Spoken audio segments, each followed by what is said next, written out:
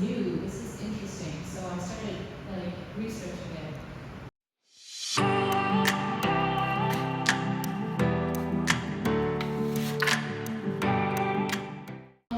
So the thing that got me into Sudbury is they talked about children being fully autonomous human beings, and in my life I've never heard of any education system mentioning this before. So I was like, okay, this is new and this is cool.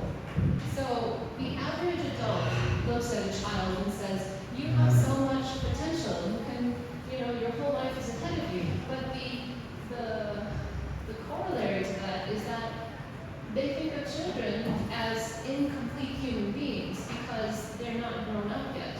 But that's not true. A child of 4 or 6 or 8 or 10, they are all already complete human beings. And so even, 25-year-old, a 30-year-old, a 50-year-old, we are all complete human beings. But all of us still have the potential to grow and develop. Even me at 50, I've got so much more to learn. So the thing about human beings is we're both already complete human beings and we have potential to grow. Both things are true. And so this is what Sudbury is about. Sudbury acknowledges this truth about human beings. So, back in 2009, when I really was frustrated, I couldn't find anything on the internet really about Sudbury.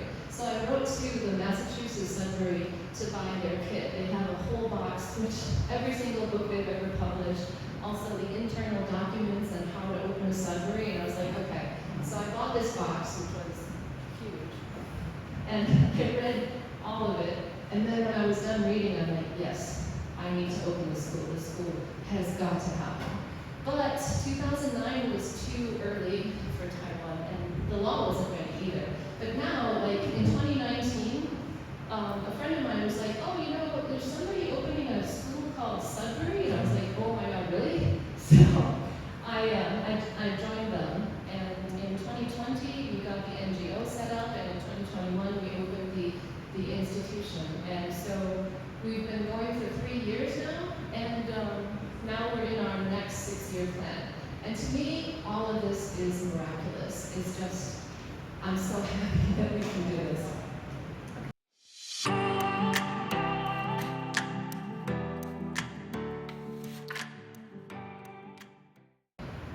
So Sudbury Valley School started in Massachusetts in the United States in 1968.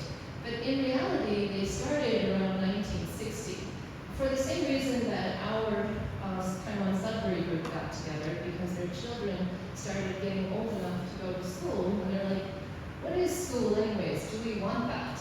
And so when they started to look at it, they're like, the school system as it is not what we want, but we can't change the whole school system, so best if we just open our own school. But they wanted to know what school should be. So they were very plugged in to the East Coast academics, and so they started this conversation with all of their friends and all of these people they knew in the East Coast of the US. And they had this very deep discussion. Every week people would come together and talk and fight about what should school be. And after 3 years of that, they're like, you know what, we just have to open the school. So they did. In 1968, they opened the school, and so they've been running for 58 years now.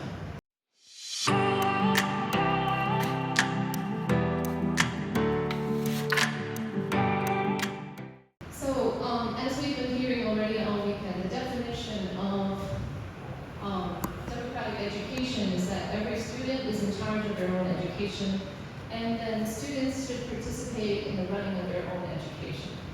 So, when I looked at the Wikipedia entry for democratic education, as you do, I found that they had this third definition, which I'm in love with. I think it's a good definition. They said the purpose of democratic education is the emancipation of children. We're trying to make children free, which, yeah, that's the dream, isn't it? We all want to be free. And I think that this part is also why it is so hard for regular education to accept democratic education. This is actually the sticking point, because they're afraid of chaos, and they see freedom as the main problem with democratic education being accepted. So the point of freedom is that when you're free, you can be autonomous. And when you're autonomous, you can self-govern. And without autonomy, there's no self-governance. So if you look at our definition, the first one is the children decide their own learning at whatever speed they want, whatever direction they want. That is autonomy. And then the second thing is they take care of the school's business, and that is self-governance. And those are the two ingredients of democracy, that you have self-governance, you have autonomy, and you have self-governance.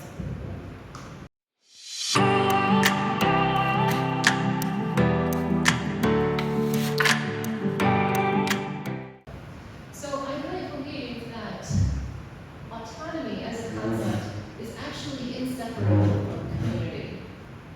And so the reason I'm saying that autonomy and community are inseparable is because we're a social species. What does that mean? It means that you're here because you were loved. Care is love.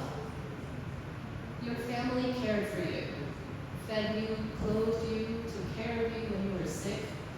Your local community provided you with water, with electricity, roads, shops, libraries, all of those things we need to live. Or you wouldn't be here. Your national government gave us security, gave us a stable society, economic opportunity, resources. If your government hadn't done these things, you probably wouldn't be here at IDEC. So the thing is, we're a mutual aid society. At heart, human beings are about helping each other. We love each other. That's a prerequisite for you to be here. Love and care is a basic human behavior. So when I'm talking about this mutual aid, it's not just material things. It's also learning. Like, you can only learn through other people. You learn through your family, through your friends, through your classmates. Everyone you've ever interacted with, you learn from them. And so just as we cannot live on our own, we also cannot learn on our own. So at Sudbury, we believe that a child becomes self-aware at around 4 years of age. Depends on the child. And by self-aware, I mean that you start thinking of yourself as separate from other people. But the instant you realize you're a person, you also have to see other people as people. So you realize we are all people. We're all fully autonomous human beings. So realizing yourself as an individual is the awareness of a community. You are free and you exist in relations to other people, without whom you cannot develop and learn, without whom you cannot become who you are.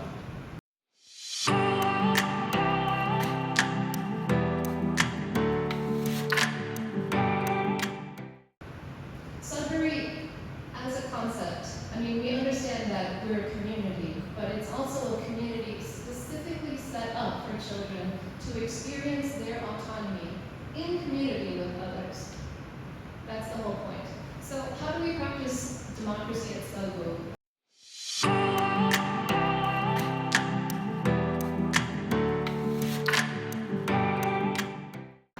So the main mechanism for dispute resolution at a Sudbury is the court.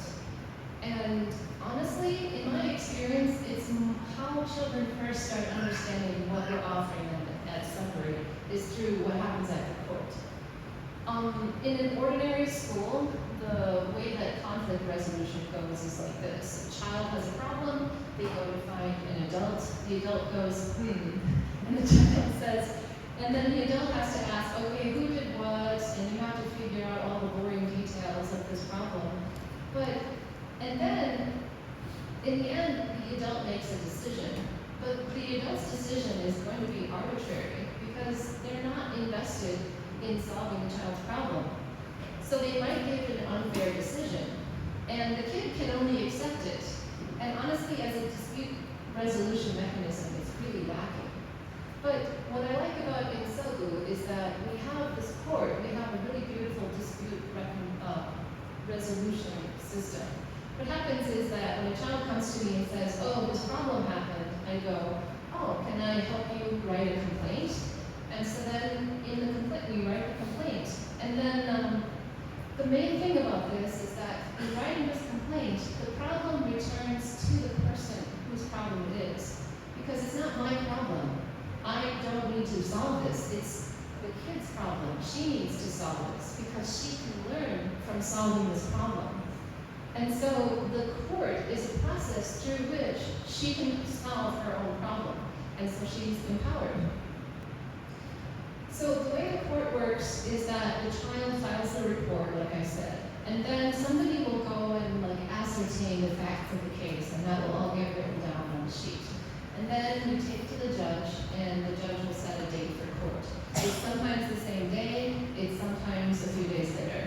So then at the court, there'll be the judge, the plaintiff, the defendant, the witnesses. There's not always witnesses, but sometimes. And so all of these people are children. The adults are on the side, helping, that's it. So the judge will make the decision. And then what makes our system slightly different from other children's courts that I know of is that after the judge gives the decision, then the community who's present will agree or not with the judge. So the judge has to ask the community, is this decision acceptable? And then usually the community's like, yeah, sure, because usually the judge is right. But there was this one time, we had the 7-year-old judge, and we really liked this guy because he had very fast decisions and often very interesting and creative decisions. So one day he handed down the decision, and the community was like, no, that's no good, you have to do better. And he was really shocked. In order to deal with his emotions, he had to run around the room 3 times. And when he came back, he realized he still needed a new decision. So then he went around the room again to make this decision. And then he gave the new decision, and we were like, yeah, that works. And he was like, oh, thank God. But that day, I watched everybody in the room sort of realize in real time a new thing. What we learned was it wasn't the adults who were in charge. That's what the kids learned that day. Also, they realized it's not the judge that's in charge either. The judge is just there to make the decision. But it's the community who is in charge, ultimately. So you might be curious about what kinds of judgments there are that happen in our courts, and they're usually really simple. If child A took child B's pencil, then the judgment is child A can't go near child B's stuff for a period of time. Or maybe a kid forgot their cleaning task, so the judgment will be, after the school meeting, you directly do your cleaning, and that way she can remember to do her cleaning. So the point of these judgments is to help the child understand what their responsibilities are, to help them fulfill their responsibilities and grow up. That's the whole point of this. And this idea of responsibility is what's basically central to our concept of the Sudbury School.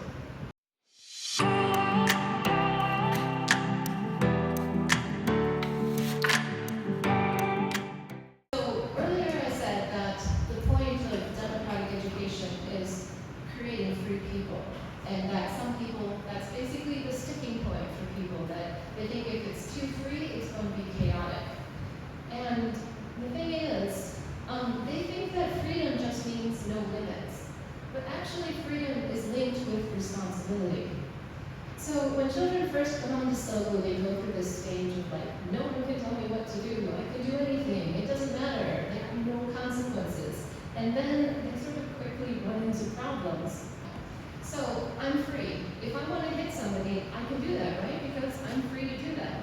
So I can hit her. Yeah. But she also has the freedom to not be hit. So the line between my hitting her and her freedom to not be hit, that line is called responsibility. So I have a responsibility, I am free, yes. And I also have a responsibility to her right to be free of violence. And this is true between myself and the community. So I am free, but I'm also responsible to not harm the well-being of the community. This border between people, this this freedom and responsibility border. When people are talking about freedom, they don't talk about responsibility. It's missing from the conversation. But you can't have freedom without responsibility. Because if you don't have this concept of freedom, of responsibility to others, your own freedom is limited.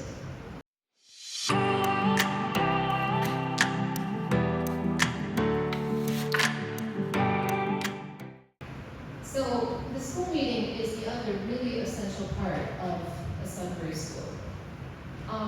Because we said that the community is where you learn. And so a Sudbury is a school set up specifically for learning. It's a community for learning. And so this is their learning community. This is where they're going to grow up. And so they have to have the right to tell the community what to do. They have to be able to set up this community for their own needs. So they have to have full input over running the school, including how the money is spent, including who is hired and who is fired. So this concept of that, even hiring and firing how the money is spent, is super challenging to people who are, in normal education. Because, they're afraid of chaos. And I actually asked a group of 8-year-olds that I know, because they asked me, they said, oh, what's the school that you're running? And I'm like, oh, imagine that if you were in a school and you could just run the school. And these 8-year-olds were like, what? That's impossible. There's no way. They'll spend all the money on candy. They'll trash the school. And then there'll be no school and they'll be free. So listening to these kids talk about how they're going to trash their school and buy candy and everything, I realized several things. I realized that, first of all, those children had never experienced freedom, not really.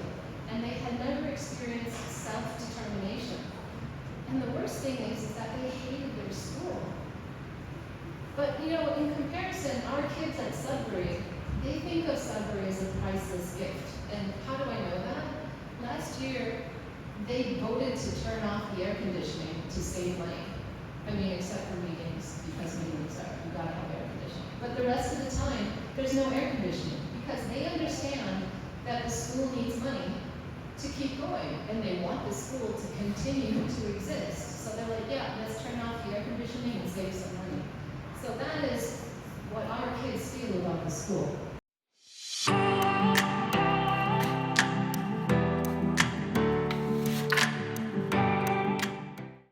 I'm going to end with a story to try to sum up for you what I think is most important about Sudbury. And it's another story about cleaning. So a new kid joined our school recently, which means that all of the cleaning jobs have to be reassigned. And we do it by lottery. Everyone just picks a job. And so it turns out that kid A got a job he didn't want.